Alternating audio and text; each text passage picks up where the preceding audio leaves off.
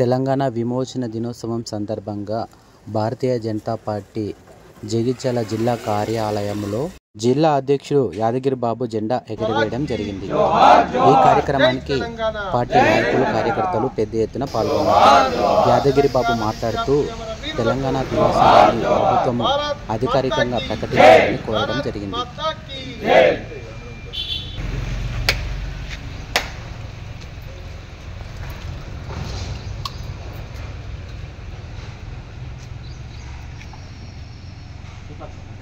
भारत माता भारतीय जनता देशानिकी घनता भारतीय जनता देशानिकी घनता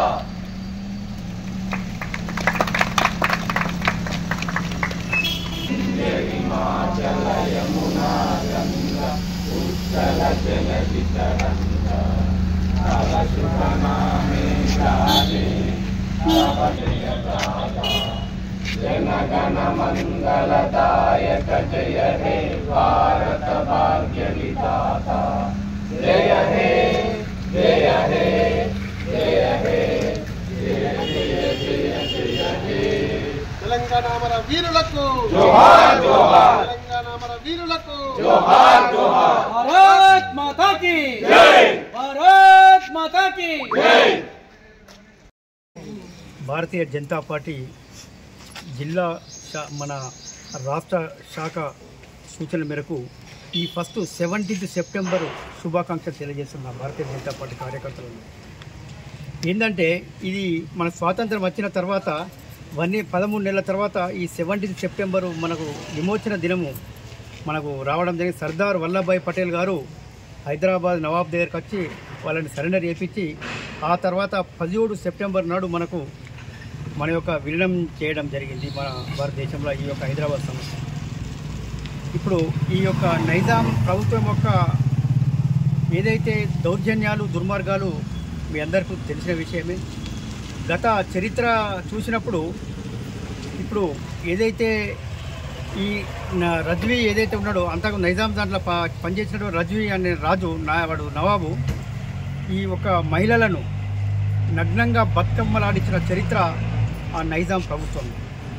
ఎంతోమంది అమాయక ఆడబిడ్డలను దౌర్జన్యం చేసి ఎంతోమంది ఆడబిడ్డలని ఖరాబ్ చేసిన, నాశనం చేసినటువంటి దుర్మార్గుడు ఈ యొక్క రజ్వీ. తర్వాత ఈ యొక్క నిజాం ప్రభుత్వంలో ఇన్ని దౌర్జన్యాలు, ఎన్నో టెంపుళ్ళు కూలగొట్టడం జరిగింది. ప్రతి టెంపుల్ కాడ కావాలని ఈ నిజాం ఏదైతే నైజాం ప్రభుత్వం ఉందో మన టెంపుల్ కాడ ఒక దర్గా తయారు చేసింది. ఇలా ఉదాహరణకు మన వేములవాడ దేవస్థానంలో చూస్తే ఆడ మన యొక్క పుణ్యక్షేత్రము అక్కడ ఒక దర్గా పెట్టిండు. ఆ దుర్మార్గుడు అక్కడ శివలింగం మీద యూరులు పోసిండని చెప్పి మన హిందువులందరూ వాడిని హతమరిస్తే అన్ని అక్కడనే బుందబెట్టి అది దర్గా చెప్పి ఇటువంటి దౌర్జన్యాలు పుట్టలున్నాయి. కాబట్టి ఈ దౌర్జన్యాన్ని పోను మన భారతదేశంలో విలీనమైన తర్వాత ఏదైతే ఈ ప్రభుత్వాలు నడుస్తూనే ఉన్నాయి, దీన్ని ఏదైతే 17th సెప్టెంబర్ని అధికారికంగా ప్రకటించాలని మేము గత విద్యాసాగర్ రావు అధ్యక్షుడు ఉన్నప్పటి మేము డిమాండ్ చేస్తున్నాం. ఇప్పటి వరకు కూడా ఈ 17th సెప్టెంబర్ని అధికారికంగా ప్రకటించడం లేదు. అదేవిధంగా కేసీఆర్ గారు తెలంగాణ ఉద్యమం చేసినప్పుడు ఈ యొక్క 17th సెప్టెంబర్ ఏదైతే ఉందో ఇది అధికారికంగా ప్రకటిస్తా అని చెప్పి ప్రభావాలు వలికిండు. 10 సంవత్సరాలు గద్దెనెక్కిండు, ముఖ్యమంత్రి చేసిండు. కానీ ఇంతవరకు కూడా ఆయన యొక్క ఈ యొక్క 10 సంవత్సరాల ఈ పాలనలో చేయలేడు. అదేవిధంగా మనతో పాటు ఇంకొక 3 రాష్ట్రాలు, కర్ణాటకల గుల్బర్గాల ఇంకొక 3 రాష్ట్రాలు సేమ్ మన విధంగానే అక్కడ అయింది. అక్కడ ఉన్న గవర్నమెంట్లు ఎప్పటి నుంచో ఆ యొక్క విముక్తిని అధికారికంగా ప్రకటించడం జరిగింది. మన దౌర్భాగ్యం ఏంటంటే మన తెలంగాణ వచ్చేసరికి ఇవి జరుగుతలేవు. ఎందుకు జరుగుతలేవంటే ఇది ఏదైతే కాసిం రిజ్వీ ఎవరైతే ఉన్నాడో వాడి వారసుడు మన అసదుద్దీన్ ఓవైసీ ఎంపీ ఎవరైతే ఉన్నారో వాళ్ళ యొక్క వారసులు మాటలు చెప్తే ఇని అధికారికంగా ప్రకటించడం లేదు. ఇది ఇప్పటికైనా ఇప్పుడు మా యొక్క భారతీయ జనతా పార్టీ అధికారికంగా ప్రకటించాలని కొన్ని సంవత్సరాల సంది మేము ఆందోళన కార్యక్రమాలు చేస్తున్నాము. మొన్న 2 ఇయర్స్ బ్యాక్ నుంచి అప్పట్లో మా భారత ప్రభుత్వం వచ్చి అమిత్ షా గారి ఆధ్వర్యంలో అధికారికంగా ఇక్కడ పెరేడ్ గ్రౌండ్లో అధికారికంగా విమోచన దినోత్సవం చేయడం జరిగింది. మొన్న ఈ రోజు కూడా మన రాజ్నాథ్ సింగ్ గారు ఈ పెరేడ్ గ్రౌండ్లో ఈ రోజు కూడా అధికారికంగా మన ఇదే 17 సెప్టెంబర్ దినోత్సవం నిర్వహించడం జరుగుతుంది ఆల్రెడీ హైదరాబాద్లో.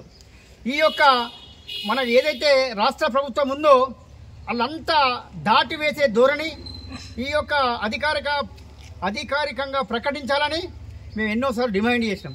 అది ప్రకటించడం లేదు. ఏదైతే కొంతమంది మైనార్టీ నాయకులు అనుకోవచ్చు, మన ఏదైతే కాసిం రజ్వీ యొక్క వారసులు అసదుద్దీన్ ఓవైసీ వాళ్ళ మాటలకు తల ఒగ్గి అది వేరే రూపకంగా ఏదో ప్లాన్ చేస్తున్నారు.